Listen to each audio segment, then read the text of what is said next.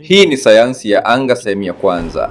Je, wazo la kwenda sayari ya Mars lilitoka wapi na kwa nini sayari ya Mars? Tega sikio, na hii ni Embe Online TV.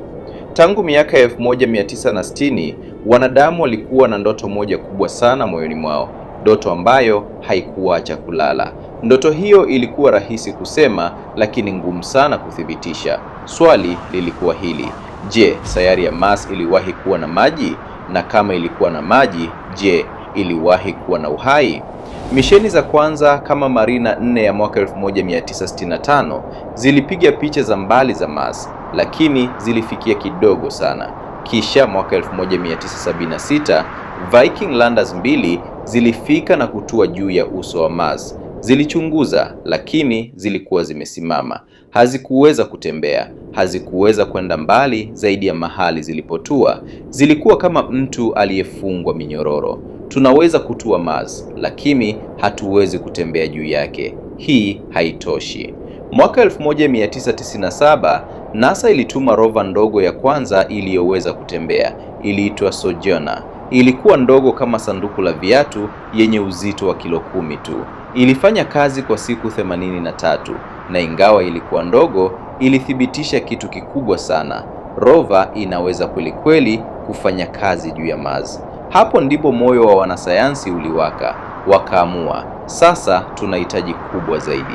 Tunahitaji rover yenye nguvu, yenye akili, yenye uwezo wa kutembea kilomita nyingi na kutafuta ushahidi wa maji ya zamani ndani ya miamba ya Mars. Ndoto hiyo ndio iliyozaa mradi wa Mars Exploration Rovers, Spirit na Opportunity.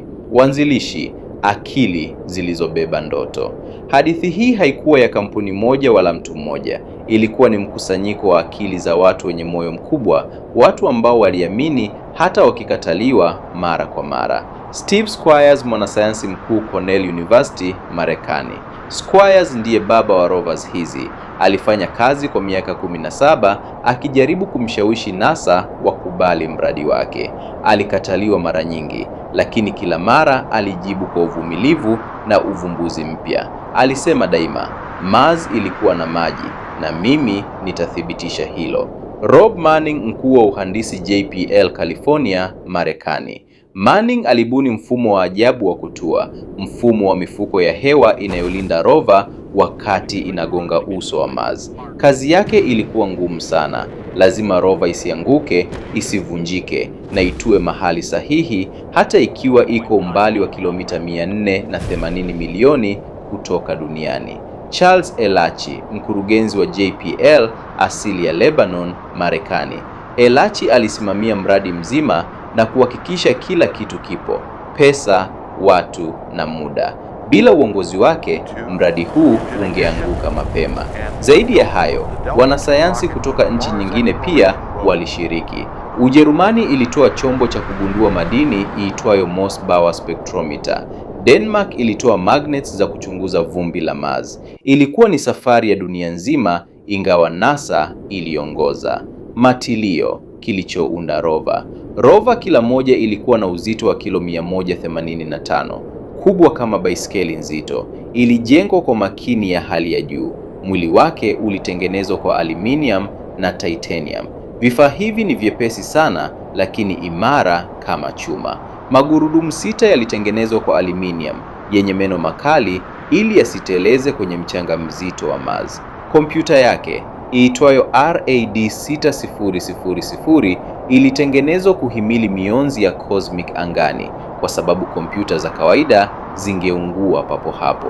Nishati ilitoka kwa solar panels, mbawa kubwa za paneli za jua zilizozalisha wati 140 kila siku, na betri za lithium ion zilihifadhi nishati hiyo usiku wa Mars. Lakini sehemu ya kuvutia zaidi ilikuwa vyombo vya kisayansi. Rover ilikuwa na macho mawili, kamera ya panoramic iitwayo PanCam iliyopiga picha za rangi ya ubora wa juu. Ilikuwa na mkono wa roboti wenye drili ndogo iitwayo RAT iliyochimba uso wa miamba. Ilikuwa na spectrometers za kuchunguza kemikali ya kila jiwe. Ilikuwa kama msomi wa sayansi aliyebeba maabara yote mabegani mwake. Kupaa, nguvu za moto na mvuke. Ili kwenda Mars, rover ilihitaji roketi yenye nguvu kubwa sana. Roketi iliyochaguliwa iliitwa Delta 27925 iliyotengenezwa na Boeing kwa ajili ya NASA na jeshi la anga la Marekani. Hii ndiyo unayoona katika picha ya kwanza, roketi ikiwa imesimama kwenye padi yake, moshi mzito ukizunguka kwa nguvu. Wakati injini kuu ya RS-27A iliwaka, nguvu ya msukumo ilifikia Newton 890,000. Nambari hiyo haileti maana rahisi, lakini fikiria hivi, ni nguvu ya kuinua uzito wa ndovu 90 hewani kwa sekunde moja. Boosters 9 za msaidizi zilizunguka roketi na kusaidia kusukuma juu. Baada ya dakika chache, boosters ziliachwa polepole moja moja zikaanguka baharini. Roketi iliendelea juu, ikipita anga ya dunia. Kisha hatua ya tatu iliwaka, ikitoa kasi ya kilomita 11 kwa sekunde. Kasi hiyo inatosha kutoroka mvuto wote wa dunia na kuanza safari ndefu. Safari yenyewe ilichukua miezi 7 angani, umbali wa kilomita 480 milioni. Wakati huu wote, rover ilikuwa imefungwa ndani ya ganda la kinga, ikisafiri pokelezitu angani, nje kabisa ya dunia, ikielekea sayari nyekundu. Lengo: kwa nini Mars? Swali moja kubwa liliongoza kila kitu. Je, Mars iliwahi kuwa na maji na labda uhai? Lakini nyuma ya swali hili moja kulikuwa na malengo makubwa matano. La kwanza, kutafuta ushahidi wa maji ya zamani. Wanasayansi walijua kwa hakika kwamba Mars ilikuwa na mito na maziwa mabilioni ya miaka iliyopita. Lengo lilikuwa kupata miamba iliyoundwa ndani ya maji, ushahidi wa jiografia ambao hauwezi kudanganya. La pili, kuchunguza kemikali ya udongo na miamba. Baadhi ya madini kama hematite huundwa tu pale ambapo maji yalipokuwepo. Kugundua madini hayo kwenye Mars kunamaanisha maji yalikuwepo hapo. La tatu, kuelewa hali ya hewa ya Mars ya zamani. Miamba ni vitabu vya historia ya sayari. Kwa kusoma muundo wao wa ndani, wanasayansi wanaweza kujua ni nini kilitokea Mars miaka bilioni iliyopita na kwa nini ikabadilika kuwa jangwa baridi leo. La nne, kuandaa njia kwa binadamu. Kabla ya kutuma watu kwenda Mars, lazima tujue hatari zilizopo: mionzi, vumbi, baridi kali. Rover zilikusanya data hii muhimu. Na la tano, kuthibitisha teknolojia mpya. Mfumo wa kutua kwa airbags, mawasiliano ya mbali, nguvu za jua. Kila kitu kilihitaji kuthibitishwa kabla ya misheni nyingine kubwa zaidi. Mwishowe, Opportunity rover ilipata ushahidi uliotarajiwa: madini ya jarosite na vijidude vya hematite vilivyoitwa blueberries.